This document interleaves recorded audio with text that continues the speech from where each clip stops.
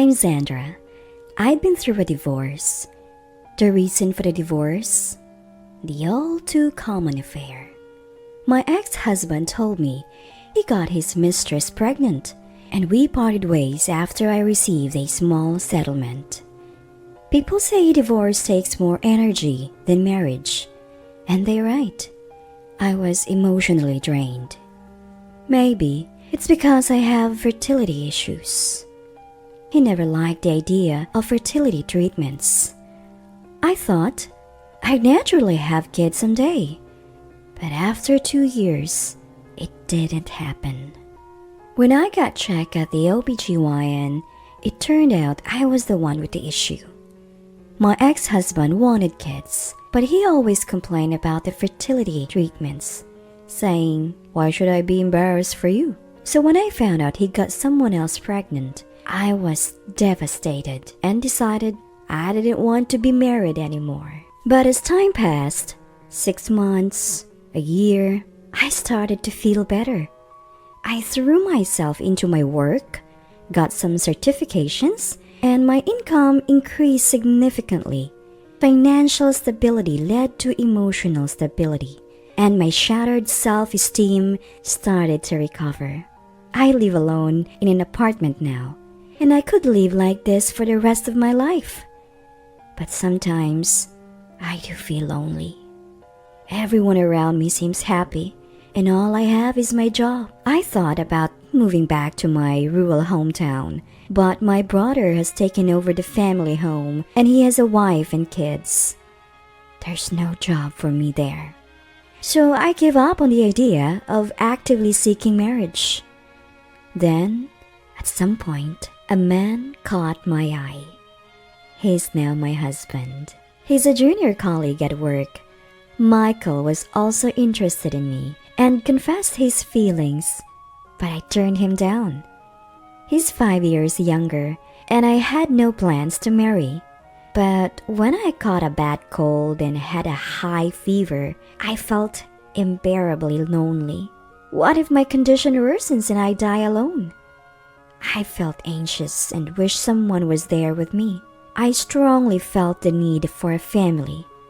After all, the problem was with my ex-husband, and I also want kids. If I have a trustworthy partner to share my life with, I might not feel so vulnerable. I had turned down Michael's confession. But when he texted me, "Sandra, are you okay? If you can't move, I'll bring you something," I thought maybe he's the one. We started dating, and things went smoothly despite the age difference. But his parents were strongly against it. Michael is a first-timer in marriage. I have a history of divorce. I'm in my 40s and have fertility issues. All the reasons for them to dislike me. His father said, "If you can't have kids, what about the family legacy?" But Michael declared, "I'm not marrying because I want kids. I'm marrying because I love her." We haven't told his parents, but we do plan on fertility treatments, and Michael is supportive. His sister said, "Why would you marry such a failure? Being divorced is the worst." But Michael defended me, saying, "If you're going to talk about divorce, what about you? You're back home after your own divorce." Michael has a sister 9 years older than him. She divorced and has returned home with her 2 elementary school-age sons. His mother changed the topic, saying, "Well, we have no choice but to accept it. But don't forget to continue supporting us financially. You'll both be working, right?" Double it. I had no idea about this financial support. I wondered what she meant. "What support are you talking about?" Michael explained. "Our house is new, built just a year before last. It's under Dad's name, and he's borrowed as much as he can. I'm helping with the mortgage because I'll eventually take over. My parents are on a pension, and I'm also helping with their living expenses. It's tough with my sisters too." "Oh, I see. Are you so serious?" I thought to myself. Right now, I live in an apartment But does Michael plan on us living together with his family in the future? Well, in my family, the eldest son took over the house, so maybe it's a similar situation.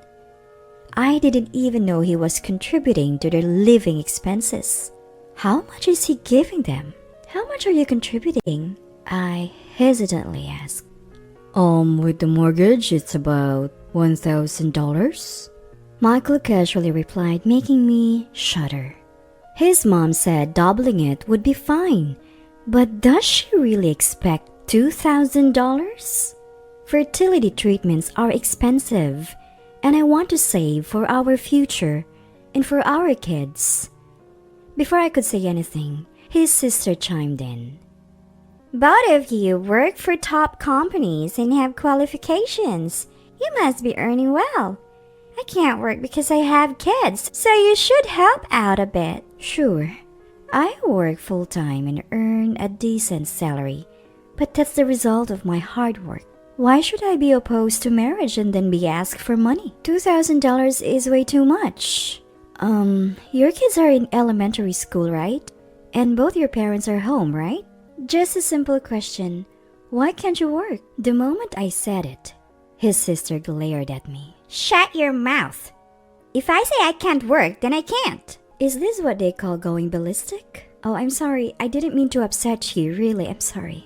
I apologized, realizing I'd messed up. But my first visit to his family home was a disaster. We left awkwardly and returned to our new apartment. Michael apologized, saying, My sister has always been strong-willed. I'm really sorry. But I had other concerns. So Michael, were you planning on us living with your family in the future? Well, that was the plan. But now that my sister is back with her kids, it's not feasible. Apparently, his family home was quite old and even had leaks. A big hurricane about 10 years ago didn't destroy it but did cause some damage. 2 years ago, they reached their limit and rebuilt it as a two-family home per her parents' strong wishes. So, you're paying the mortgage on that house? Yeah, I plan to live there in the future, but Michael sighed. Right after we built it, my sister moved back in. She's using all the rooms, including what would have been our bedroom and the kids' rooms. Despite living alone in an apartment since college, Michael is contributing financially to a family home he doesn't even live in. My nephews are at that mischievous age. They draw on the walls and even make holes.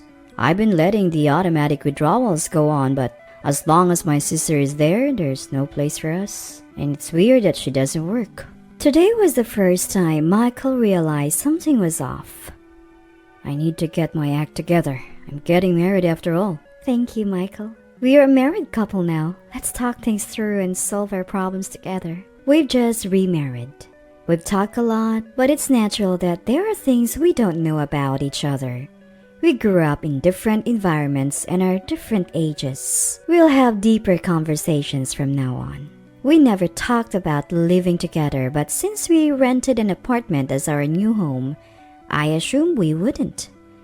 Michael also no longer plans on it, given the changed circumstances at home. Still, I plan to keep the automatic withdrawals for now.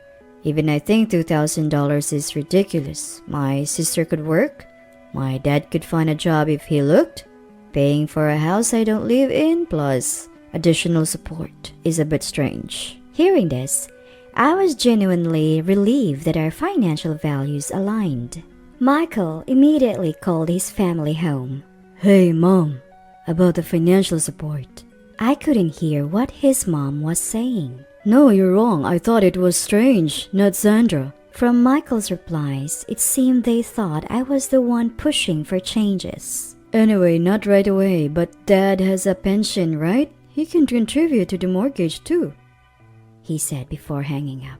Next days, my mother-in-law called my cell phone. Of course, it was about financial support. What's your problem? This will be your home in the future, she snapped. But your daughter lives there, right? I asked. So what if she does? Well, there's no room for us to live there, so where will we stay in the future? I thought I was asking a reasonable question, but she hung up on me saying, You're so ungrateful. Just give us a $2,000 and stop complaining. What does Michael see in a washed-up wife like you?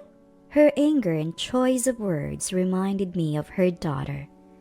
Like mother, like daughter, I guess. But this is no way to ask for financial help. When I told Michael about the call, he half laughed, half sighed. Mom called you because she knew I wouldn't listen. But you're easy to rile up, so go ahead. Give her a piece of your mind.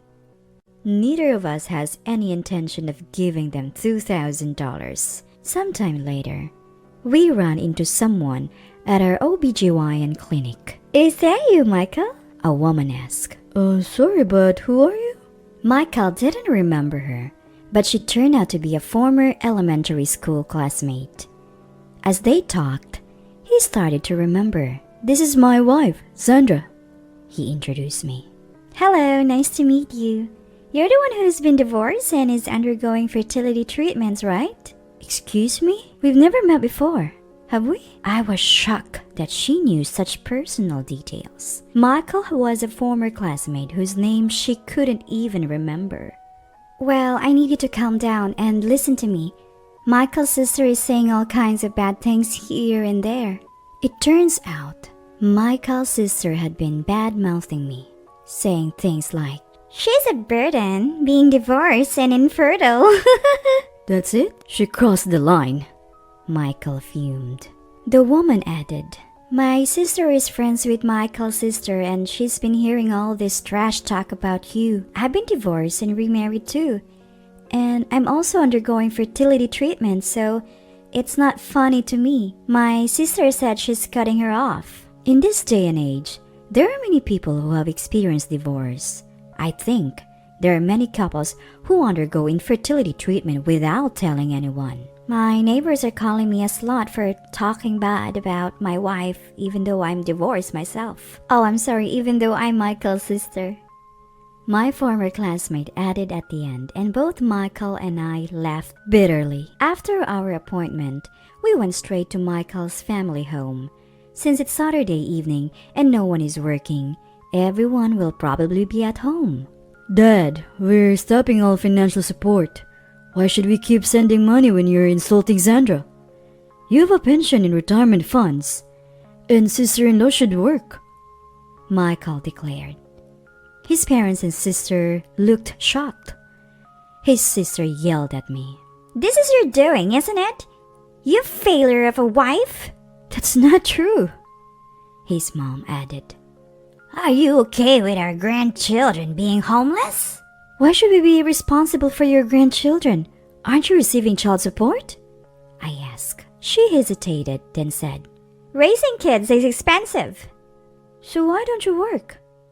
I brought the conversation back to the original point. Why should I have to work? She screamed. Why shouldn't you? We're being asked to contribute a whopping $2,000 and you don't have to work? Everyone fell silent, and Michael burst out laughing. Exactly. It's high time you get a job.